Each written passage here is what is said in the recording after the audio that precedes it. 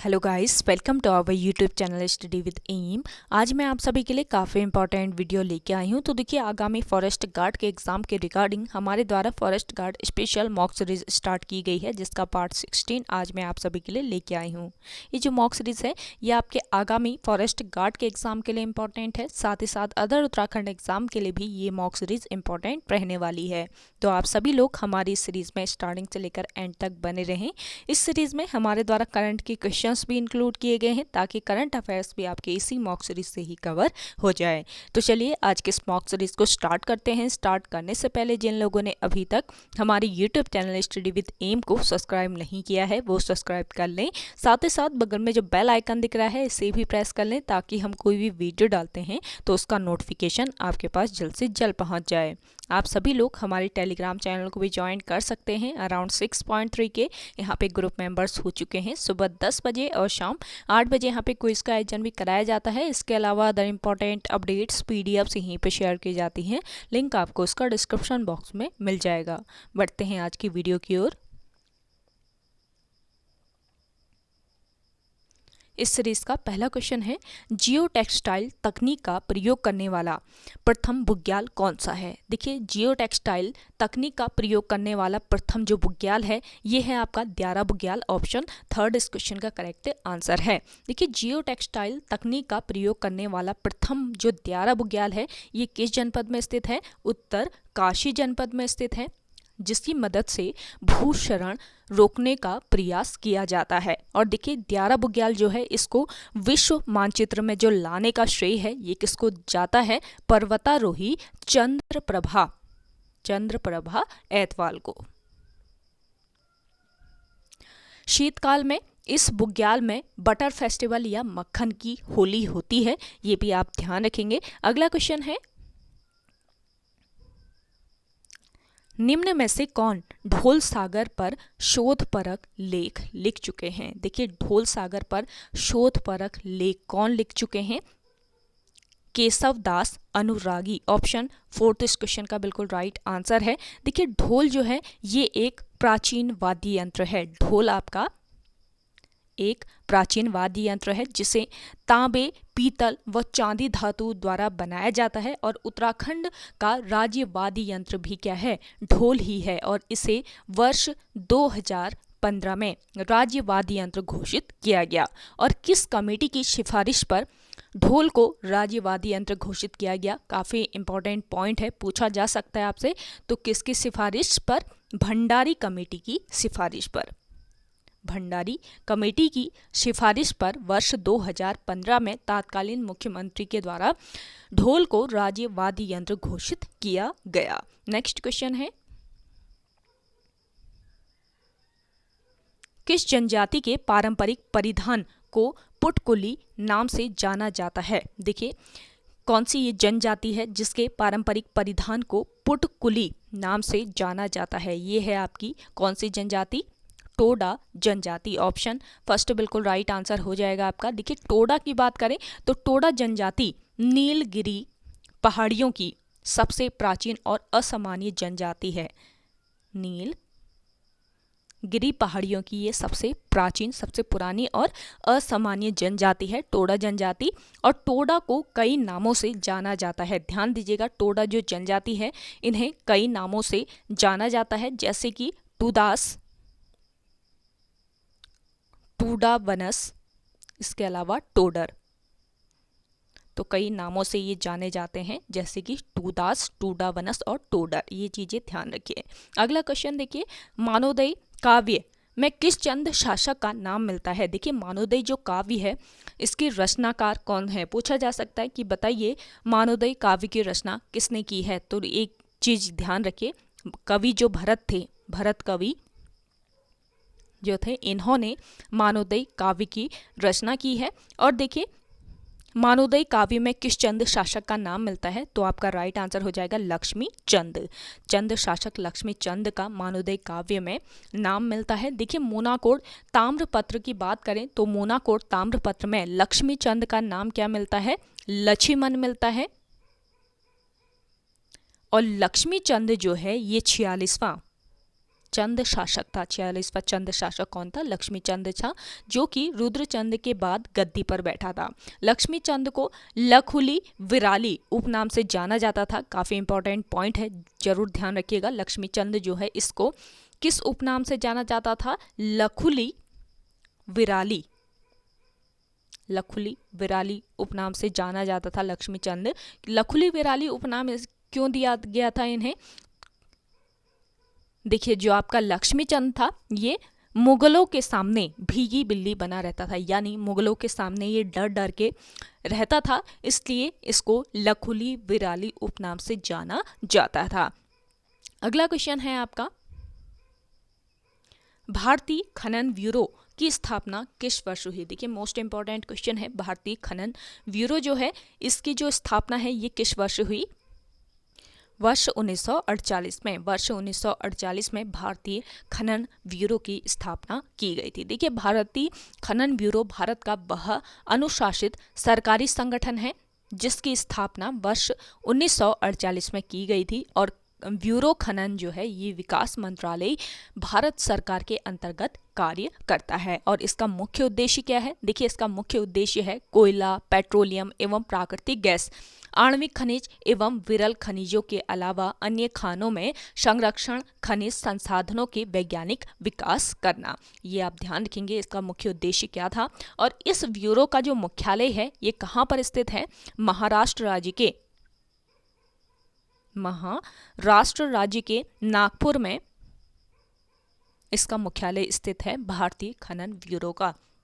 भारतीय खान ब्यूरो के कार्यालय जो हैं ये कहाँ पर? कई कार्यालय भी हैं इसके। भारतीय खनन ब्यूरो या भारतीय खान ब्यूरो जो है अजमेर में, बेंगलोर में, भुवनेश्वर में, कोलकाता में, चेन्नई में, देहरादून में, गोवा में, गुवाहाटी में, गांधीनगर में, हैदराबाद में, जबलपुर में, गुवाहाटी में, गांधीनगर, इसके अलावा रायपुर में, रांची में और उदयपुर में इसके कार्यालय स्थित हैं। तो ये ध्यान रखेंगे, कई जगह इसके कार्यालय हैं भारतीय खनन ब्यूरो के, जिसकी स्थापना कब की गई? वर्ष 1948 में। लेकिन इसका मुख्यालय पूछा जाए तो आपका नागपुर में इसका मुख्यालय स्थित है। अगला क्वेश्चन है,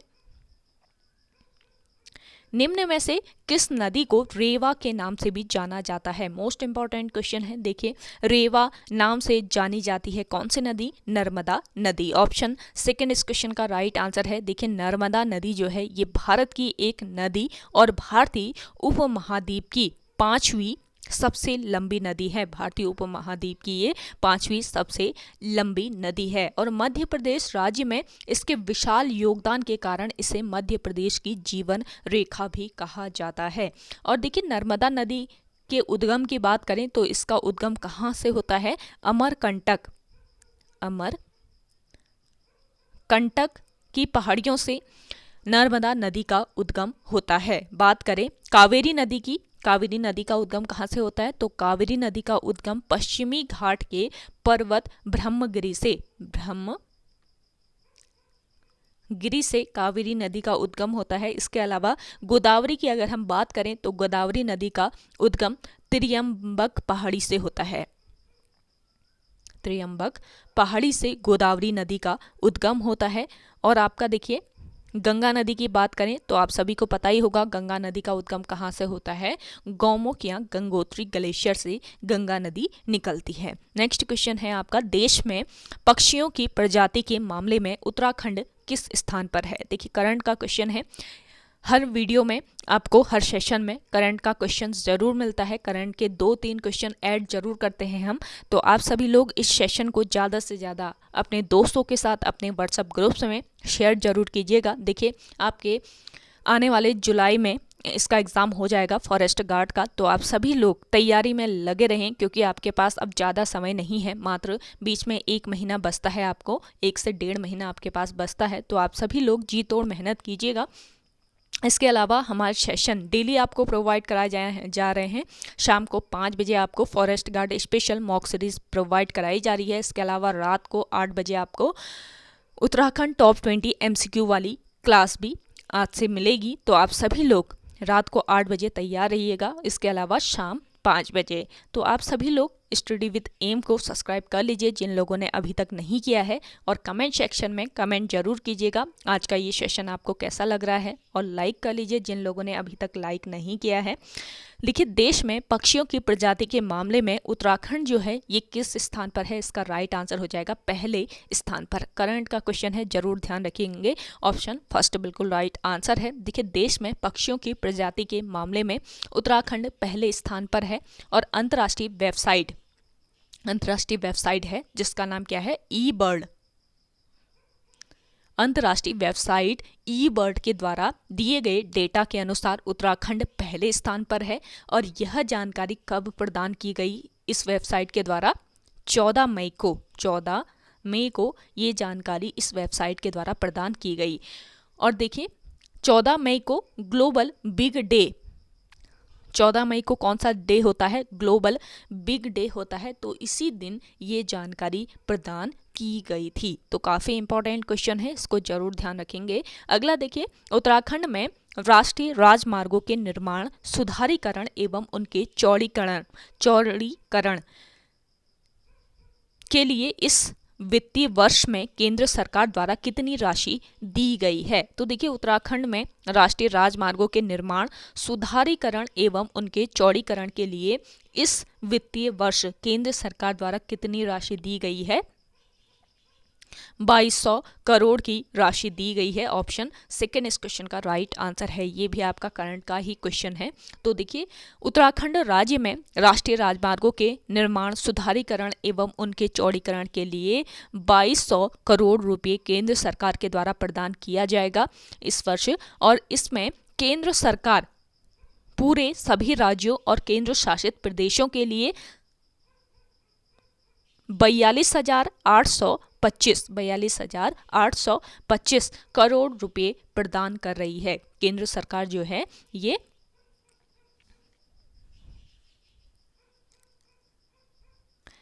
सभी राज्यों और केंद्र शासित प्रदेशों के लिए 42,825 करोड़ रुपए प्रदान कर रही है, जिसमें उत्तराखंड राज्य को 2200 करोड़ रुपये दिए जा रहे हैं। और उत्तर प्रदेश की अगर हम बात करें तो उत्तर प्रदेश को कितने रुपए दिए जा रहे हैं? 3000 करोड़ रुपए। 3000 करोड़ रुपए उत्तर प्रदेश राज्य को आवंटित किए जा रहे हैं केंद्र सरकार के द्वारा। और सबसे ज़्यादा हिमालयी राज्यों की अगर हम बात करें कि सबसे ज़्यादा हिमालयी राज्यों में किससे दिया जा रहा है, तो मणिपुर राज्य, ध्यान रखिए, मणिपुर राज्य को 4,000 करोड़ रुपए केंद्र सरकार द्वारा प्रदान किए जा रहे हैं। सबसे ज़्यादा हिमालयी राज्यों की अगर हम बात करें तो हिमालयी राज्यों में सबसे ज़्यादा मणिपुर राज्य को 4,000 करोड़ जो रुपए हैं ये केंद्र सरकार द्वारा प्रदान किए जा रहे हैं राष्ट्रीय राजमार्गों के सुधारीकरण एवं उनके चौड़ीकरण के लिए। ये पॉइंट ध्यान रखेंगे। काफ़ी इंटरेस्टिंग क्वेश्चन है, काफ़ी इंपॉर्टेंट है आपके आगामी एग्जाम के लिए। चलिए, नेक्स्ट क्वेश्चन है आपका, कांडला बंदरगाह किस राज्य में स्थित है? आप सभी लोग भी कमेंट कीजिए कमेंट सेक्शन में। आप जिन लोगों को आंसर आ रहा है आप सभी लोग भी सपोर्ट जरूर कीजिए स्टडी विद एम को। कल की वीडियो आप सभी ने शेयर नहीं की है तो ज़्यादा से ज़्यादा शेयर कीजिए, ज़्यादा से ज़्यादा लोगों तक पहुंचनी चाहिए आज की ये वीडियो। तो देखिए, काफ़ी मेहनत लगती है हमको इन सीरीज़ को बनाने में। सेलेक्टेड क्वेश्चन आपको प्रोवाइड कराए जाते हैं। इसके अलावा करंट अफेयर्स इस सीरीज़ को मैं खुद ही बनाती हूँ। तो आप सभी लोग ज़्यादा से ज़्यादा इस सेशन को शेयर कीजिएगा। इसके अलावा देखिए, कांडला बंदरगाह पूछा गया है किस राज्य में स्थित है? कांडला बंदरगाह जो है ये किस राज्य में? गुजरात राज्य में है। आपके ऑप्शन थर्ड बिल्कुल करेक्ट आंसर हो जाएगा। कांडला बंदरगाह जो है, कांडला भारत के गुजरात राज्य के कच्छ जिले में, गुजरात राज्य के कच्छ जिले में स्थित देश का सबसे बड़ा बंदरगाह है। ध्यान दीजिएगा, देश का सबसे बड़ा बंदरगाह है। कौन सा बंदरगाह? कांडला बंदरगाह। आपको यहाँ पे एक एक पॉइंट बताया जा रहा है ताकि आप सारे क्वेश्चन, जो भी क्वेश्चन आयोग पूछे आप करेक्ट करके आए। कोई भी क्वेश्चन आपका छोटा नहीं चाहिए।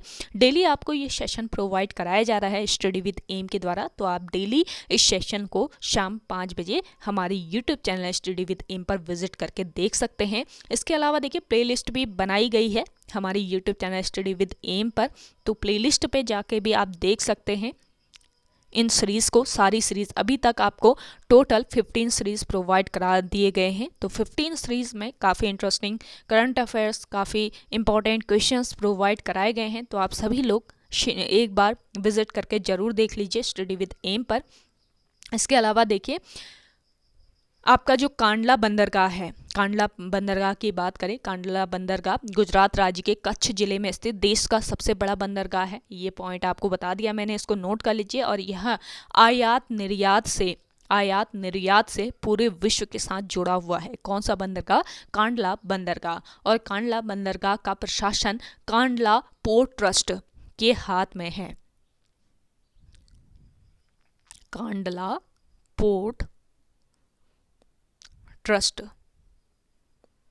के द्वारा इसका प्रशासन किया जाता है, कांडला बंदरगाह का, जिसका पूरा नियंत्रण भारत सरकार के जहाज रानी मंत्रालय के हाथ में है। और कांडला बंदरगाह का नाम बदलकर अब क्या कर दिया गया है? अब इसका नाम हो गया है दीनदयाल बंदरगाह। इसको ध्यान रखेंगे, काफ़ी अच्छा ये पॉइंट है, इंपॉर्टेंट पॉइंट है, इसको जरूर नोट कर लीजिए। अब इसका नाम, कांडला बंदरगाह का नाम क्या कर दिया गया है? दीनदयाल बंदरगाह अब इसको कर दिया गया है इसका नाम। और इसकी स्थापना की अगर हम बात करें, इस बंदरगाह की स्थापना कब हुई? तो वर्ष 1956, याद रखिए, वर्ष 1956 में इसकी स्थापना की गई थी। अगला क्वेश्चन है आपका, पनिहारी नृत्य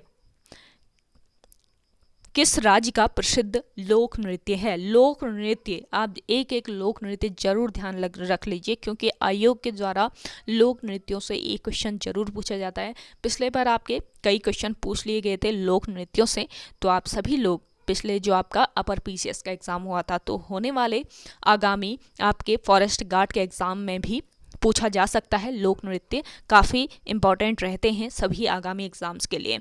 तो लोक नृत्य देखिए, लोक नृत्य पूछा है, ये किस राज्य का प्रसिद्ध लोक नृत्य है? तो आपका राइट आंसर हो जाएगा राज्य। ऑप्शन सेकंड बिल्कुल राइट आंसर है। देखिए, पनिहारी नृत्य राजस्थान के लोक नृत्यों में से एक है, जो कि काल बेलिया जाति के स्त्री पुरुषों द्वारा किया जाता है। पूछा जा सकता है, ये क्वेश्चन भी बन सकता है कि बताइए, पनिहारी जो नृत्य है ये किस जाति के स्त्री पुरुषों द्वारा किया जाता है? तो आपको पता रहना चाहिए, काल बेलिया, नोट कर लीजिए, काल बेलिया जाति के स्त्री पुरुषों द्वारा यह नृत्य किया जाता है। पनिहारी का अर्थ पूछा जाए तो पनिहारी या पनिहारी, इसका अर्थ क्या होता है? पानी भरने जाने वाली, इसका अर्थ होता है, यानी पानी भरने जाने वाली यह आश्रित सहयुगल नृत्य है। और इस नृत्य में महिलाएं सिर पर मिट्टी के घड़े रखकर हाथों एवं पैरों का संचालन के साथ नृत्य करती हैं।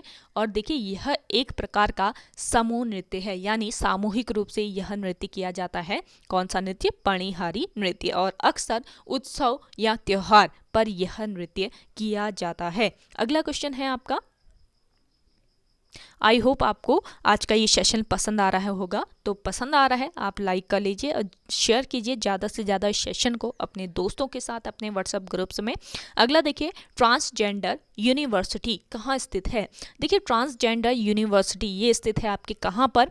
कुशीनगर में। ऑप्शन थर्ड बिल्कुल करेक्ट आंसर है। देखिए, ट्रांसजेंडर समुदाय के लिए देश का पहला विश्वविद्यालय उत्तर प्रदेश राज्य के कुशीनगर में खोला गया है। पहला ट्रांसजेंडर ये यूनिवर्सिटी है जो कि ट्रांसजेंडर समुदाय के लिए खोला गया है, और ये देश का पहला विश्वविद्यालय है जो कि कहाँ पर स्थित है? उत्तर प्रदेश राज्य के ये कुशीनगर में स्थित है। और इस विश्वविद्यालय में छात्रों को कक्षा 1 से पोस्ट ग्रेजुएशन और पीएचडी की डिग्री हासिल करने वाले छात्रों रिसर्च करने का मौका भी इनको दिया जाता है। रिसर्च करने का मौका इन छात्रों को दिया जाता है। और ये विश्वविद्यालय कुशीनगर जिले के फाजिल नगर ब्लॉक में खोला गया है। और विश्वविद्यालय अखिल भारतीय किन्नर शिक्षा सेवा ट्रस्ट, यानी अखिल भारतीय ट्रांसजेंडर शिक्षा सेवा ट्रस्ट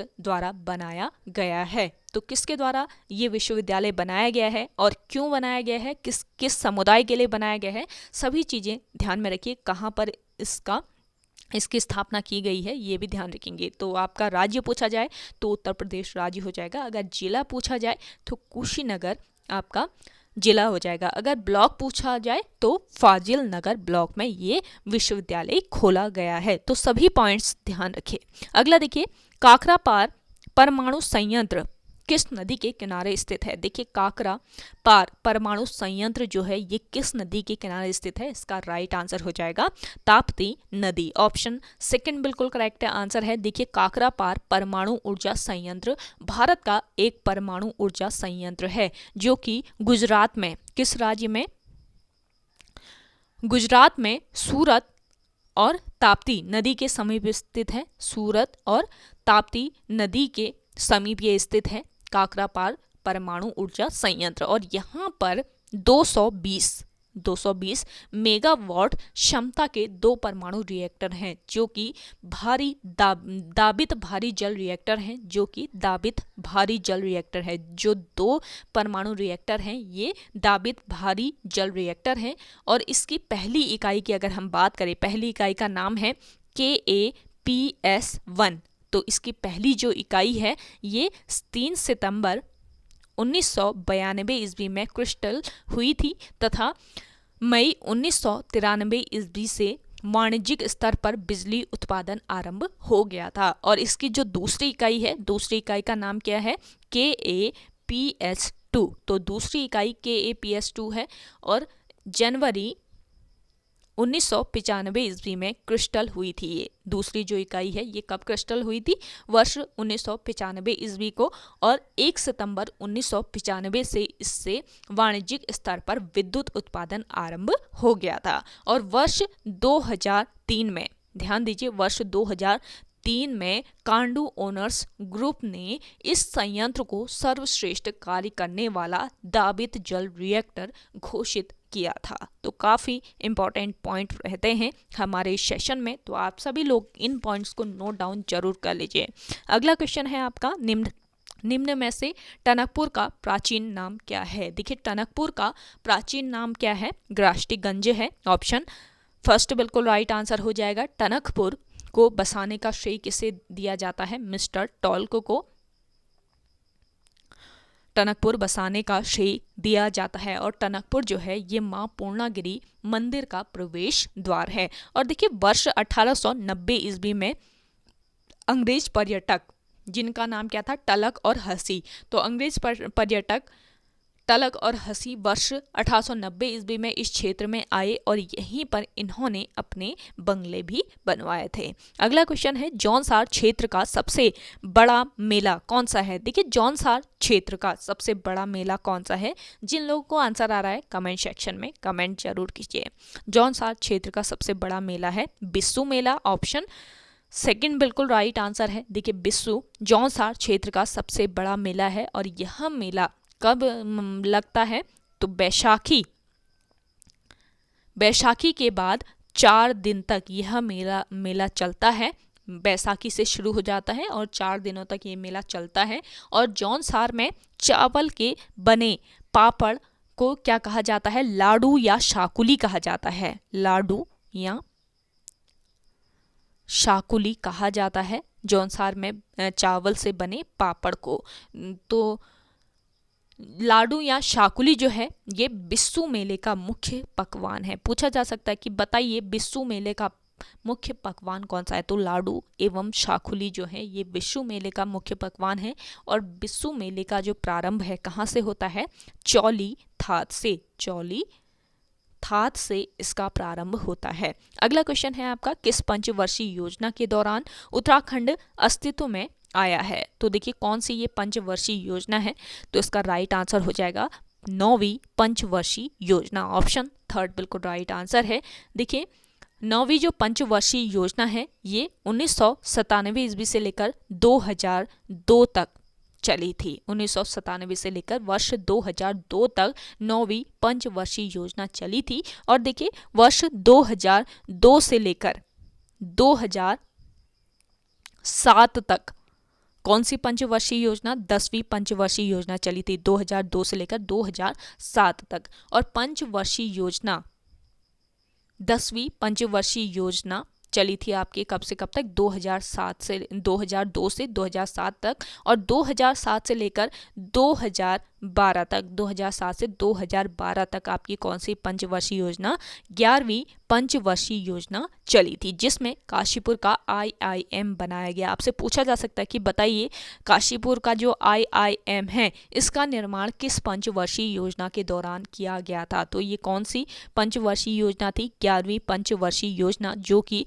2007 से लेकर 2012 तक चली थी। और भारत की अंतिम पंचवर्षीय योजना जो है ये कब से कब तक चली थी, 2012 से लेकर 2017 तक, 2012 से 2017 तक भारत की अंतिम पंचवर्षीय योजना चली थी। और देखिए वर्ष 2015 ईस्वी में नीति आयोग जो है ये अस्तित्व में आ गया था और योजना आयोग को समाप्त कर दिया गया। जो पंचवर्षीय योजनाएं थी ना आपकी, जो पंचवर्षीय योजनाएं बनाई जाती थी ये किसके द्वारा, योजना आयोग के द्वारा बनाई जाती थी। तो योजना आयोग समाप्त कर दिया गया वर्ष 2015 में, क्योंकि नीति आयोग जो है ये अस्तित्व में आ चुका था। अगला क्वेश्चन है आपका,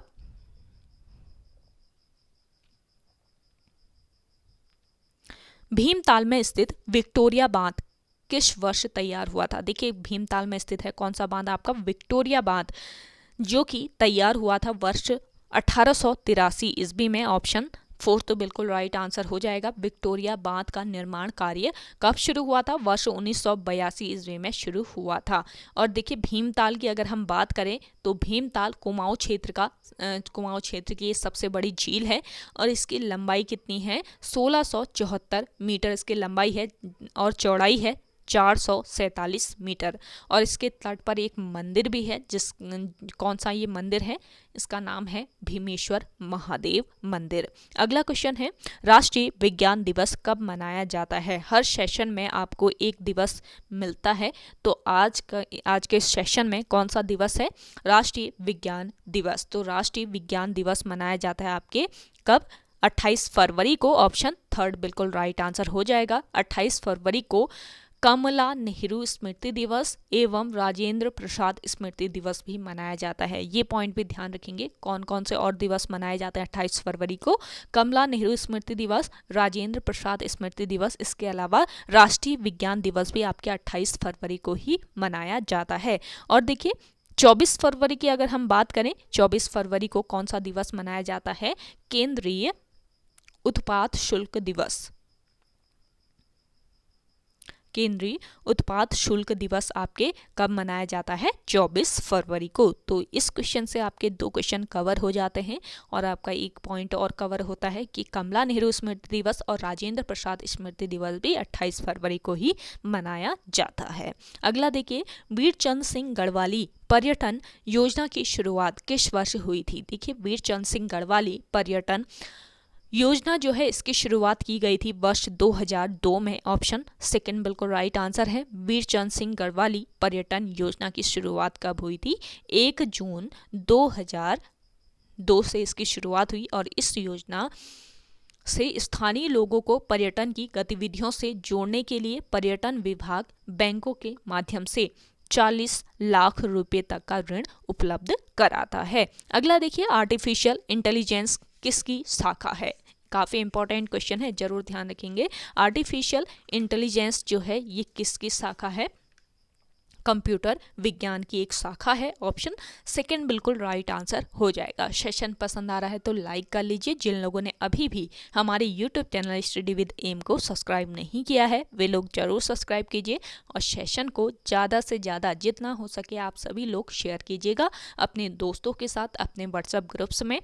देखिए आर्टिफिशियल इंटेलिजेंस जो है ये कंप्यूटर विज्ञान की वह शाखा है जो कंप्यूटर के इंसानों की तरह व्यवहार करने की धारणा पर आधारित है और यह मशीनों की सोचने, समझने, सीखने, समस्या हल करने और निर्णय लेने जैसी संज्ञानात्मक कार्यों को करने की क्षमता को सूचित करता है। तो कंप्यूटर विज्ञान की एक शाखा है, कौन सी, आर्टिफिशियल इंटेलिजेंस। लास्ट क्वेश्चन देखिए आज के सेशन का, भारत के किस राज्य में महोत्सव त्योहार मनाया जाता है। इंपॉर्टेंट क्वेश्चन है। देखिए महोत्सव त्योहार मनाया जाता है किस राज्य में, नागालैंड राज्य में। ऑप्शन थर्ड इस क्वेश्चन का राइट आंसर हो जाएगा। देखिए महोत्सव नागालैंड के लोगों द्वारा मनाया जाने वाला एक त्यौहार है और हर साल मई के पहले सप्ताह में यह त्यौहार मनाया जाता है और यह त्यौहार नागालैंड के